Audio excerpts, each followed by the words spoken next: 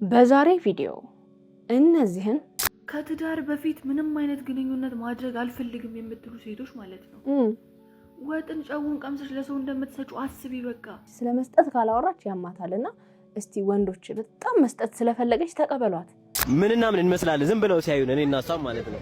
ልጅ ናታ ወንድ ሚስተፈው ቢሰራ ችግር አለ የለው? ጥፍር ማለት ለዚህ ማሳደግ እንደዚህ እንትን ምናምን ነው ወይስ ለንጽህና እንዲያምር ነው? ለኔ ችግር የለብኝም። እንበለባ ከንቱ ንብረቱ ሀብቱ። ጥያቄው ግን ምንድነው እህቱ አንድርና ማርታ ጎይቶም ምን ጀመሩ?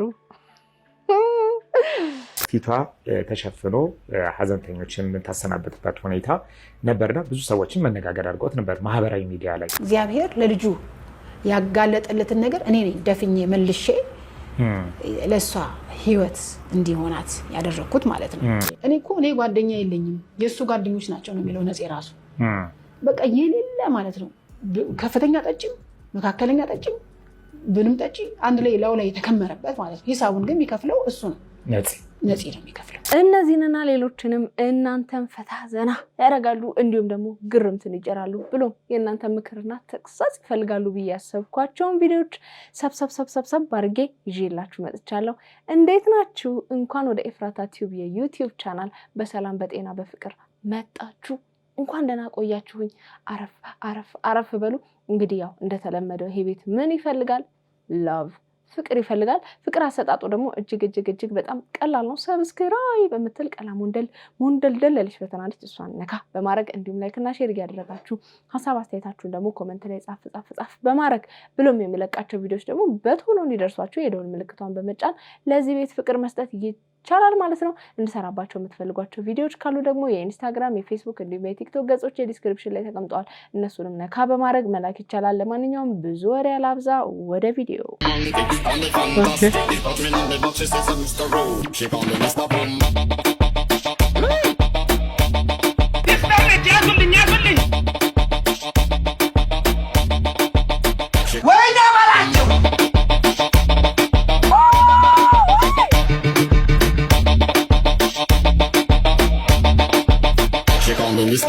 ባሌ አራስ ነሽ ብሎ አልጋ ለይቶ ፍራሽ ላይ ጥሎኝ ሲተኛ ምን አደረግሽ? ነው እኔ ብቻ ባይቷር የሆንኩ ነው የምትመስለኝ። እኔ ባይቷር ሁለተኛ እኔ ሰላም ነው።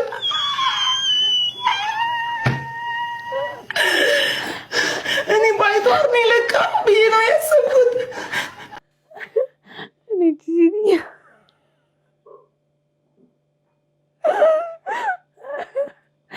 አለቃቀሰታ በቃ ማን ሜክሲኮ እንዳለችው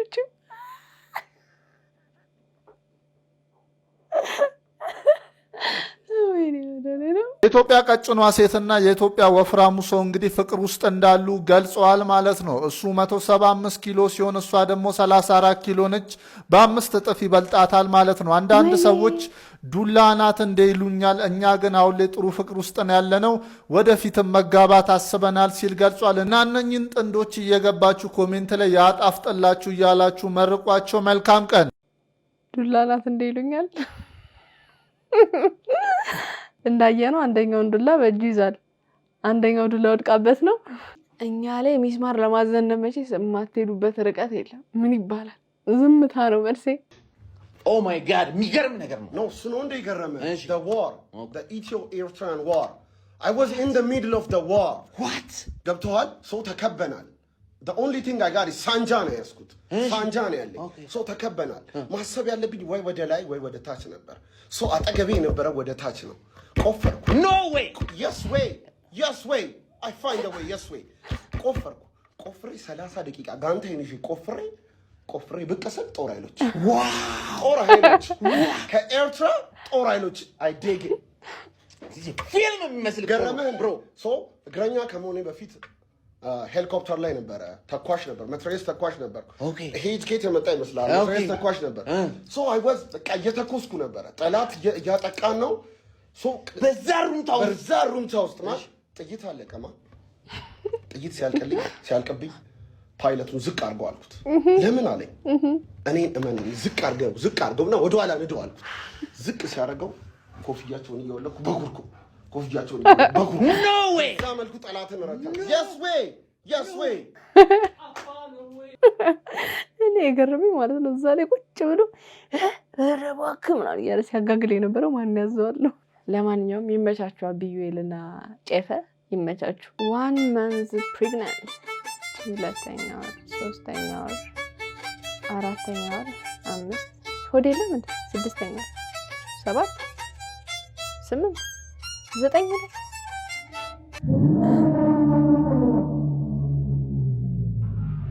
በቃልሽ ነው እንዲያሽው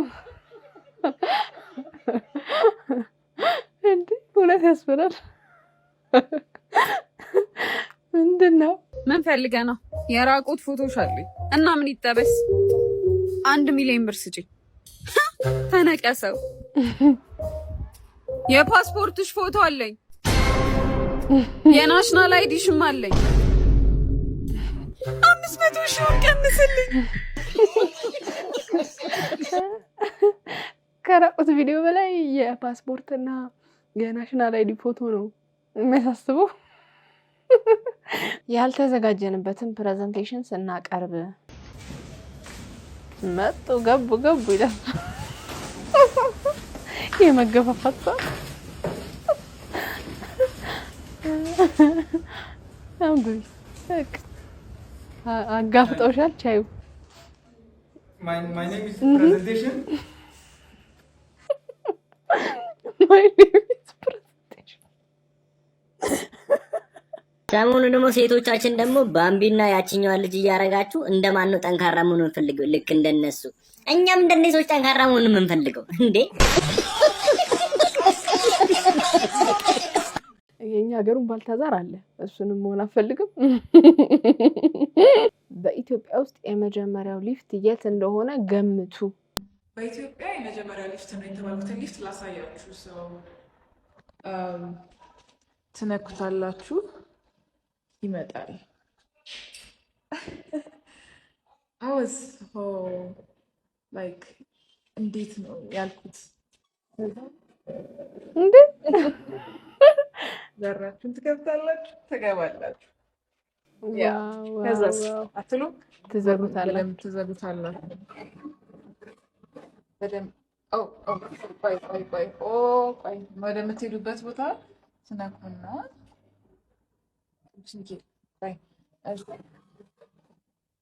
ቅዱስ ሚካኤል and that's how it works. Wow. ጸልያለን እስኪደርስ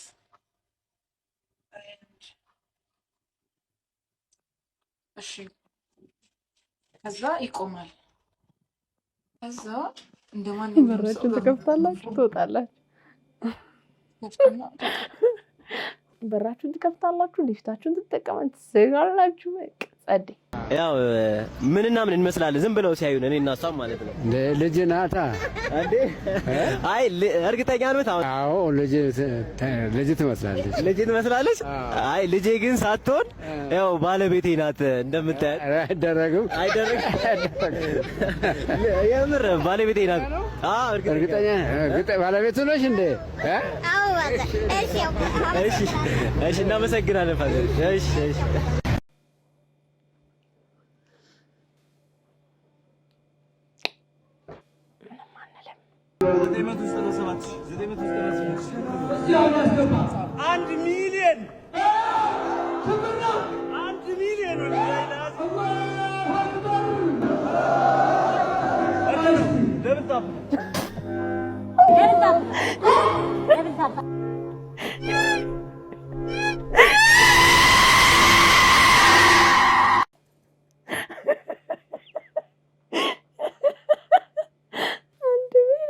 ካስደሰታችሁ በኋላ ደብል ታፕ ነው። ወራዳ ምን አስቸኮለ ከሆነ እስኪ ለወሬው ከትዳር በፊት ምንም አይነት ግንኙነት ማድረግ አልፈልግም የምትሉ ሴቶች ማለት ነው። ወጥን ጨውን ቀምሰሽ ለሰው እንደምትሰጩ አስቢ። በቃ ኧረ እባክሽ እነሱ ቀምሰው አጣጥመው ነው ወደ ትዳር ዓለም ውስጥ መግባት የሚፈልጉት። ሀይ በቃ ተረዷቸው። እቺ ልጅ ግን ምንድነች ወገኖቼ? ወንድ ነች ሴት ነች? እኔ ይወላችሁ ሴት ናት እንዳላት ጺም ጀማምሯታል። እኔ ምለው ስራ የለሽም ቁጭ ብለሽ በቃ ስለ እንደዚህ አይነት ነገር ስታስቢ ነው የምትውዩ? እኔ ለምን ወንዶች ወያት ትሏትም ለምን አትረዷትም ነው እንደ ሐሳብ ምለው። ምክንያቱም ይሄ ሁሉ የሚመስለኝ የምርጫ ቅስቀሳ ነው። ሁሌ ሴት ልጅ አታካል አደረገች ሴት ልጅ ስጪ ምናምን ካላለች ስለመስጠት ካላወራች ያማታልና እስቲ ወንዶች በጣም መስጠት ስለፈለገች ተቀበሏት። እውነቴን ነው በጣም በነፃነት ነው መስጠት የፈለገችው። እንደሷ መስጠት የፈለገ ቸር የለም እንዳየሁት ከሆነ እንዳየሁትና እንዳስተዋልኳት በጣም ለመስጠት ያላት ጉጉት እጅግ የላቀ ነው። ጭራሽ አሁን ደግሞ ከጋብቻ በፊት ስጡ እያለች ነው እህታችን። እንደ ሐሳብ ለአሮጌ ጅብ ይስጥሽ። እባካችሁ ሰዎች ያው ሎሚ ብዬው ያለኝ ይሄ ነው ብሎ ሸጠል። አሁን ወንድሞች ይሄ ሎሚ ነው ወይስ እንዴት ነው መሆኑ? ጥንቀት ላይ አሁን በዚህ ሎሚ ወርውረል ደረቷን ወይ ጀርባዋን ልመታ ነው ወይስ ልቧጥጣት ነው? ዘፋኞች ከዚህ በኋላ በሎሚ ላይ ያላችሁ አመለካከት አስተካክሉ። ሎሚ ከጊዜ ብዛት አይ እንዳትሉ። ይኸው በእጄ ይዤ ነው ማሳያ። ምን አይነት ሎሚ ነው? እሺ ምን እንበል? ሎሚ ወረውር ምለው የለም መቧጨር ነው። ከዚህ በኋላ አይወረወርም። ይሄ አይኔ ያጠፋል።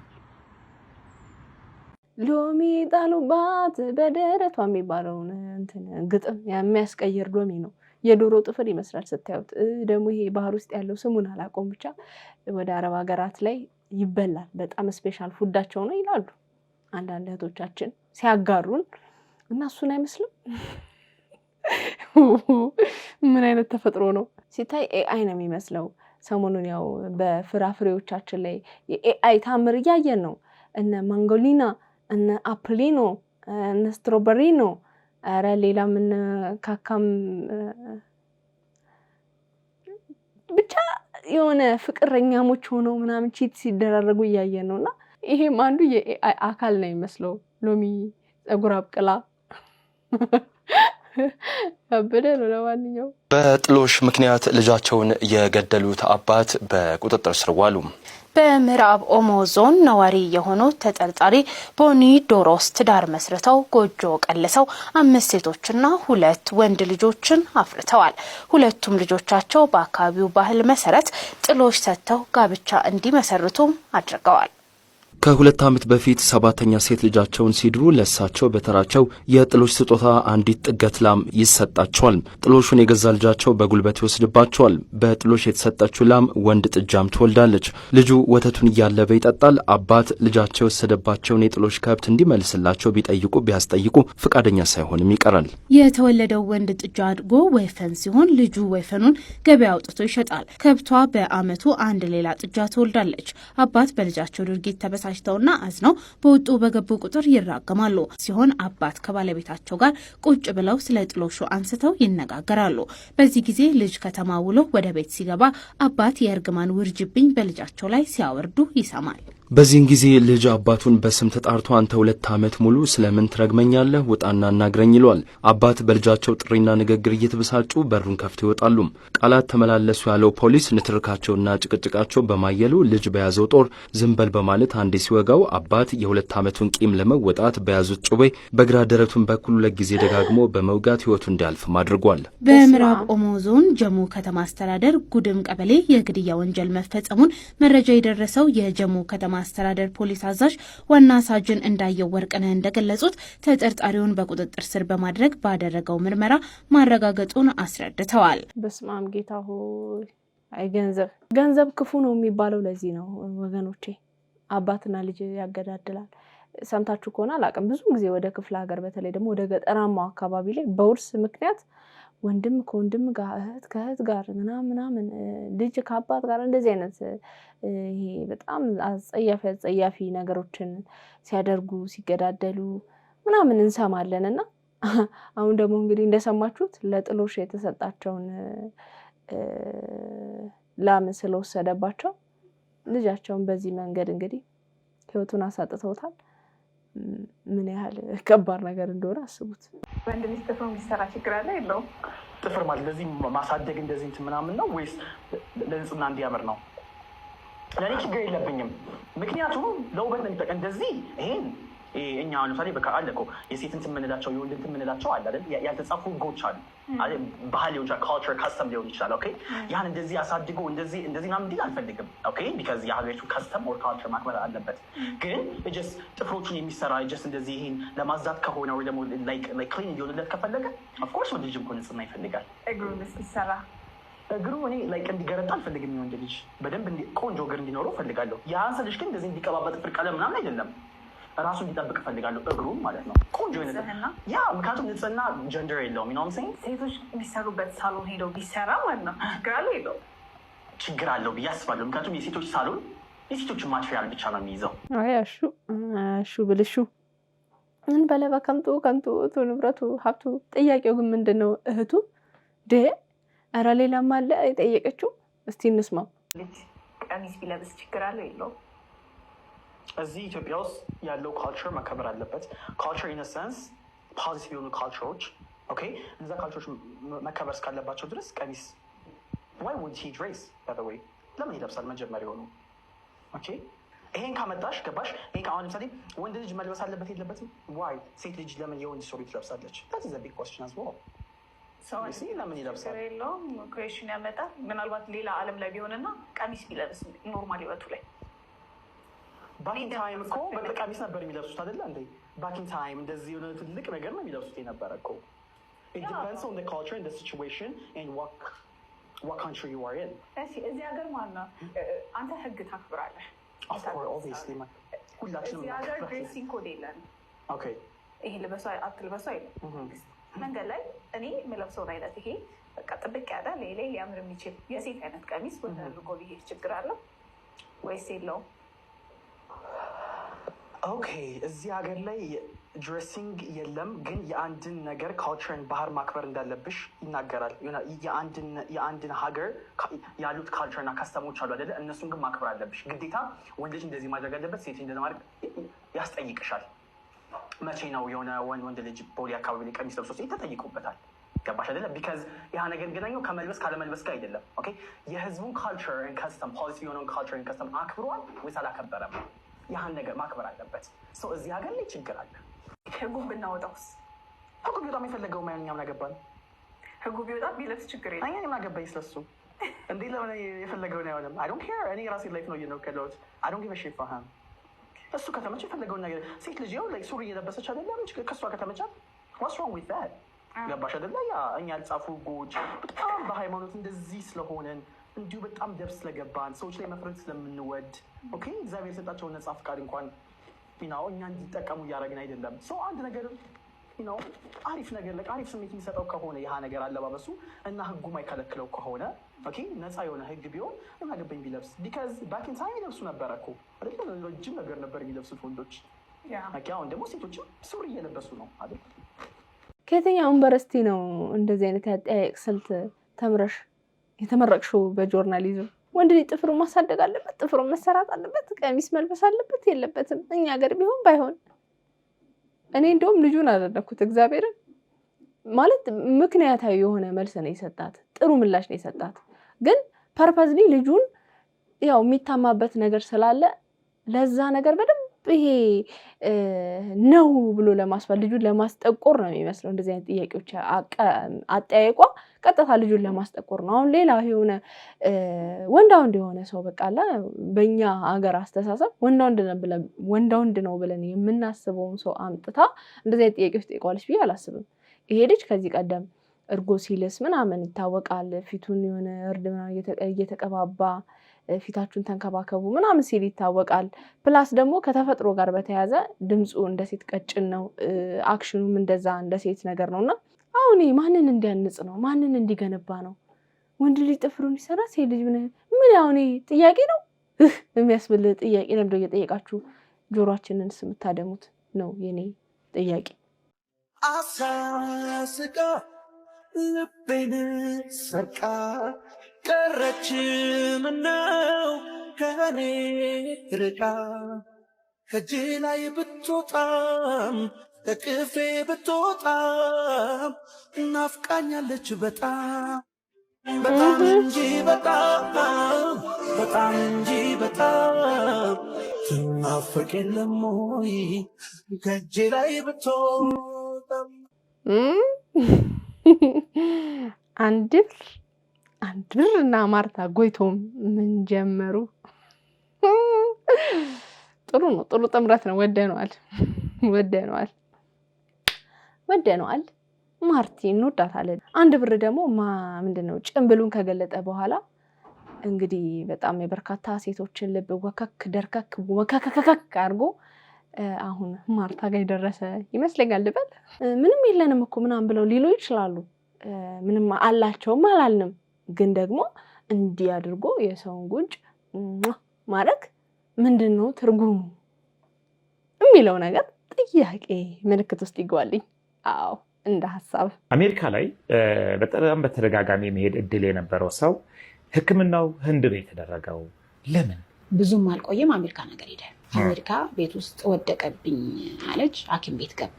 ተኝቶ እዛ ነው ጉበት ነው ብለው ያሉት ማለት ነው። በትዳሩ ደስተኛ አልነበረም። አትረዳውም ነበር። እሷ አትረዳውም። እናቱ ከዚህ ነገር ታቀብላለች፣ እሷ ከዛ እንትን ትላለች። ያ ነው ህይወቱ። በቃ በጣም በመስቀልቅል በቃ ይሄን ህይወት እስኪያማርበት ድረስ ነው ይሄ ነገር ለኔ ማለት ነው። አንተ አሜሪካን ሀገር የመኖሪያ ግሪን ካርድ አለ፣ ልጆች እዛ ናቸው ያሉት፣ ባለቤት እዛ ናት። ቢያንስ የተሻለ ሕክምና ያለው እዛ ነው። ለምንድን ነው እዛ ሄደህ ማስታከመው የሚል ነገር በተደጋጋሚ ያነሳውለት ማለት ነው። ሆስፒታል ገባሁኝ እኔ በዛ በህዝብ መሀል እንደዛ ነፃነት እንዳልተባልኩኝ ሰው በቃ በህዝብ መሀል የኖርኩት ሰውዬ እዛ ሆስፒታል ሆኜ አንድ ሰው መጥቶ አባከና የሚለኝ ሰው አጣሁኝ። እንዴት ይሆናል? እዛ ባለቤት አለች ያለ ሲል አይ ወንዴ ግድ የለህም እንደዛ አልነበረም የነበረው። እንደውም እሷ በጣም ልብ የሚሰብር አጥንት የሚሰብር ነገር ሁሉ ተናግራኛለች። ከፈለግ ብትሆንና መጽሐፍን ይዘህ ሂድ። ምን ብትሆንና መጽሐፍን ከቤት ይዘህ መሄድ ትችላለህ። ከየትኛው ቤት? አዲስ አበባ ካለው ማለት ነው የሚል ጠንክር ያለ ነገር ተናገረች። እዛ ያለችው ባለቤቱ ቀና ነገር ስለሌላት ቀና ልብ ስለሌላት እና እሱን ለማገዝ ፈቃደኛ ስላልሆነች ነው ያልታከመው እዛ እንጂ መታከም ይችል ነበር። እዛ ፒውርሊ ነፃነትን አባትነቱን ሳይሆን የሚፈለግ የነበረው ጥቅሙ ነው። ምን ማለት ነው ጥቅሙ? ማለት በቃ እሱ ከዚህ እንደውም የነገር መጨረሻ ላይ የተግባቡትና የተማመኑት ከኢትዮጵያ እሱ እንዲኖር እሷ እዛ እንድትኖርና ልጆቹን ግን ሳያቋርጥ በየወሩ በፋይናንስ እንዲያግዝ በሚል እንጂ በዛ ደረጃ ተግባብቶ እሱም ያው እስከ መጨረሻ ሰዓት ድረስ በየወሩ $2,000 እና ልጆቹ ምንም ሳያቋርጥ እያንዳንዱን ገንዘብ እያገዘ ልጆቹን እንዳሳደገ እና ከዛ ውጭ ግን ሰብሰብ ብሎ ለመኖር ብዙ ፍላጎት እሷ የላትም። ኢትዮጵያ መታ መኖር አትፈልግም። እሱ ደግሞ ሙያውን ስለሚወድ አገሩን ስለሚወድ እዚህ ነው መስራት የሚፈልገው የሚል ነገር ነው ያለው እና ያው በወረቀት ደረጃ ትዳሩ ያለው እንጂ ህይወት ያለው እሱ ደስተኛ የሚያደርገው ነገር የለም። ባይዞ በዛም እዚህም ከአማቹ ጋር ሲኖር የነበረው ህይወት አጠቃላይ ጥሩ ያልነበረ ነው። ከትዳሩ ጋር ያለው ነገር 4 ዓመት ትክክል ያልነበረና ወደፊትም ተስፋ ያለው ያልነበረ አብሮ ለመኖር ብዙ በተለይ በእሷ በኩል ብዙም ፕላንም እቅድም የላትም የሚል ነገር ነው ያለኝ። እኔ እንደነገረኝ ታሞ እያለ ነው እኔ ልጆችን ምግብ አብስላለሁ አንተ የራስህን አብስል አይነት ነገር ነው የሰማሁት። ለእኔ የነገረኝ እኔ እስከማውቀው ማለት ነው የነገረሽ ነው ለእኔ የነገረኝ ነው። እንደሰማችሁት እንግዲህ ከባለቤቱ ጋር ጥሩ ያልነበረ ግንኙነት ወደ መጨረሻው 4 ዓመታት አካባቢ ጥሩ ያልነበረ የትዳር ግንኙነት እንደነበራቸው ተናግረዋል። እንደሚታወቀው አርቲስቱ ከሞተ በኋላ የቀብር ዕለት ባለቤቱ አፏን ሸፍና ስታለቅስ እንደነበር ሁላችንም አስተውለናል። ከዛ ጋር ተያይዞ በጣም ከፍተኛ ትችት ደርሶባት ነበረ። ለምንድነው አፏን የሸፈነችው? ለምንድነው መታየት ያልፈለገችው? እንደዚህ ብቻ ነው የምታዝነው ነፃነት ወርቅነህ ለባለቤቷ በሚል በጣም ከፍተኛ ትችት ሲቀርብባት ነበረ። ታዲያ ከዛ ጋር ተያይዞ የአርቲስቱ እህት ለአርቲስት ነፃነት ወርቅነህ ባለቤት አስተባብላላት ነበረ። ማለትም ሰው በተረዳበት መንገድ እንዳልሆነ ግንኙነታቸውና እሷም በሱ ሞት በጣም እንደተጎዳች በተደጋጋሚ ተናግራ እንደነበረ እናስታውሳለን። ታዲያ አሁን እንዴት ልትቃወሚያት ቻልሽ? ኢቢኤስ ላይ ቀርበሽ የተናገርሽውና አሁን እየተናገርሽ ያለሽው ነገር ይለያያል የሚል ጥያቄ ቀርቦላት ነበር። የሰጠችው ምላሽ አለ፣ እስቲ እንስማው። ኢቢኤስ ላይ እጅግ መልካም ሴት መሆኗን፣ መታመሟን፣ በችግር ውስጥ መሆኗን፣ መልካም ሚስት እንደሆነች ስትገልጪ ነበረ። ተሳስቻለሁ ወይስ? ይኸውልህ እንዳልክ ምን መሰለህ ኢቢኤስ ላይ ስንቀርብ ስንሄድ ለሌላ ፕሮግራም የተጠራ ነው ማለት ጎፈንድሚ ምናምን ተብሎ አይደለም የተጠራ ነው። በጣም ብዙ ጭቅጭቅ፣ ብዙ መከፋቶች ነበሩ እዛ ቦታ ላይ። ግን እኔ ለወንድሞቼ ልጆች ወጥቼ መለመኔ በጣም ነው እንደውም ደስ ነው ያለኝ። እውነት ለመናገር በኋላ ሳየው ደስ ነው ያለኝ። ማለት ትልቅ ዋጋ እንደከፈልኩ ነው የሚሰማኝ። ግን እውነቱ ያ አይደለም። እኔ አሁን ጥሩ ናቸው ለሁለቱም ጥሩ ናቸው ያልኩት ለነሱ ነው። መልሱን ለነሱ ነው። እኔና እነሱ እንተዋወቃለን። አንቺና ሚስትየውም እናትየውም እንተዋወቃለን። ምን አይነት ሰዎች እንደነበሩ እያንዳንዱ ነገር የነበረን ይችን 3 ዓመት 4 ዓመት አካባቢ ምን እንዳሳለፍን ሊሞት 1 ወር ሲቀረው ምን እንዳወራን ከሚስትየው ጋር እናውቃለን። እኔ አውቃለሁ፣ እሷም ታውቃለች። እውነተኛ ሰው ከሆነች ይህንን ማውራት ትችላለች። ገባ? ይሄ ነው እንጂ እኔ እንዲህ ነው ማለት አልፈልግም። ግን እያንዳንዱ ነገር ሲበስል ይሄ ልጅ ከተጋባ ጊዜ ጀምሮ ከነሱ ጋር ሲበስል ሲያዝን የነበረ ልጅ ነበር። እውነት ለመናገር እኔ ጋር ነበር ይዟቸው የሚመጣው የነበረው ጓደኞቹ ማለት ነው። እነሱ ግን የነበሩት ከሌላ ሳይድ ላይ ነበሩ። ሌላ ሳይድ ምን ማለት ነው አልገባኝም። ከዛ ጋር ነበሩ፣ ያውቃሉ እያንዳንዱ ነገር። ነፂ በህይወቱ ደስተኛ እንዳልነበረ ሁሉ ነገር በቃ ያም ተስፋ መቁረጡ ብዙ ነገሮችም የነበሩት እዛ ጋር ባለ ህይወት እንደነበረ ያውቃሉ ነበር። እኔ ተከራክረናል፣ በብዙ ተከራክረናል። ከመጀመሪያ ጀምሮ ስንከራከር ነበር እና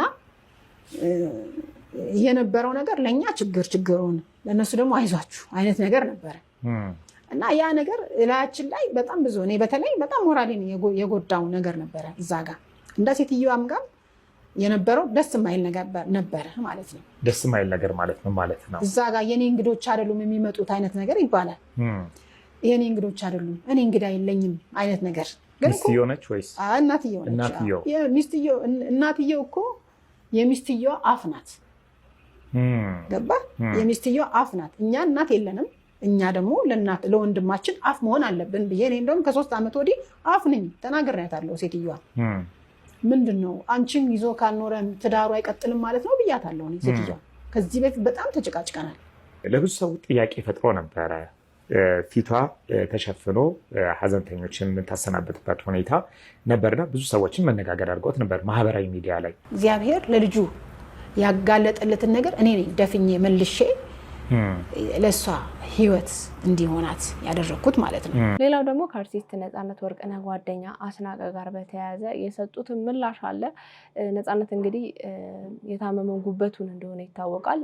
ህንድ ሀገርን በሄደበት ሰዓት ምንም አይነት ሰርጀሪ እንዳላደረገና በደንብ ትሪት ካደረገው መዳን እንደሚችል በ1 ሳምንት ውስጥ ወዲያው ለውጥ ማየት እንደቻሉ እንዲሁም ደግሞ ትንሽዬም ቢሆን አልኮል ከቀመሰ ወዲያው ህመሙ ሊነሳበት እንደሚችል እንደተነገረውና ጥንቃቄ እንዲያደርግ እንዳስጠነቀቁት ተናግረዋል። ታዲያ አሁን ላይ ቅሬታን ያነሱት የልብ ወዳጆች የሚባሉ የሉትም በሚል ነው።